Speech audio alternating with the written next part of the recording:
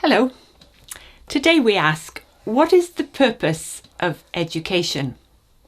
Or why do we do what we do? Is our main purpose to ensure our pupils access employment or further education, that they navigate the assessment maze, succeed in exams, or perhaps it's to guide our pupils' thinking so that it is in accordance with that defined by the culture in which we live? But can you, Christian teacher, content yourself with any of these as an ultimate goal, where education is for the progress, honour, glory of the individual? In an earlier session, we talked about the glory of God, the one who made us and makes us his co-workers through Christ's redemption, so that we can be culture shapers, bringing restoration and justice and healing to our broken world. Throughout Scripture, we see the mission heart of God, and as our hearts beat in tune with his, we come to see the world the way our Father does. There's no sacred secular divide in this call. God's mission includes all of creation. Under the lordship of Christ, worship and lesson plans, prayer and marking papers, all are divinely ordained and therefore meaningful activities that should bring honour and glory to Christ. My task as a teacher is to think biblically about how to connect the lesson to the progress of the gospel in all of its dimensions, bringing shalom and blessing to all the earth. Think of our visual valet again. In relation to each of the aspects of this framework, we can ask these questions. What was God's intention in relation to this unit of study? How has the fall spoilt it? How can I help my pupils to respond? What end could we envisage that will help to bring God's kingdom on earth? We teach from the future with an eye to the restoration of all things, to God's shalom, to the way God intended things to be. We want to help to bring about shalom, we and our pupils living out our God-given purpose in harmony with God, with self, with others and the created order. What then is education for? What are we working towards ultimately? One way of summarising what we're doing in the classroom is we're helping in the manufacture of thermostats, not thermometers. Thermometers measure the temperature. Thermostats measure it and change it.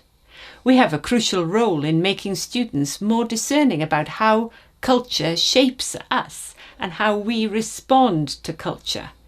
We can nurture students to be a faithful and loving presence wherever God places them.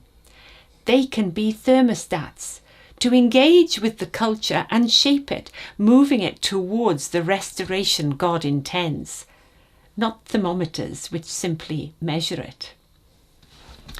Many people have written a summary of the goal of education.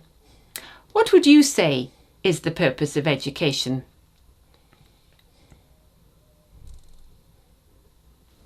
When Jean Calvin established the school in Geneva about 1560, he explained the purpose of education. I like his summary. The goal of education is the knowledge of God and his creation for the service of God. According to Jean Calvin, study was for God's greater glory, not for the praise of human genius or personal advancement. Study, he said, would help us as his creatures to know and serve him better. We bring God glory when we become all that God designed us to be before the creation of the world. He made each of our pupils. He knit us together in our mother's womb. With that in mind, we can have the same goal for learners who are followers of Christ and for those who are not.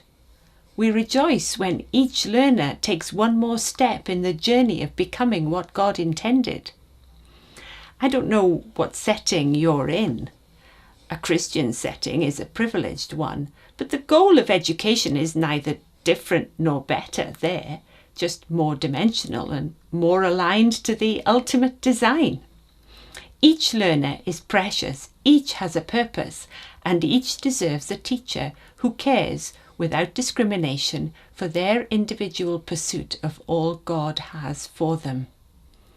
As we help each other to fit all of classroom life into the biblical story, using the framework creation, fall, redemption and restoration, we gain confidence because we know why we do what we do. We have reasons for everything we do. That's important, and exploring what I mean would give us topics for many more videos. Here's just one example of what I mean. When a child comes to me and mumbles with his hand over his mouth, I say, "Take your hand away from your mouth and tell me that again." Why did I say that? Was it okay to say that? Or should I allow the child to express himself as he wishes and to mumble if he wants to mumble?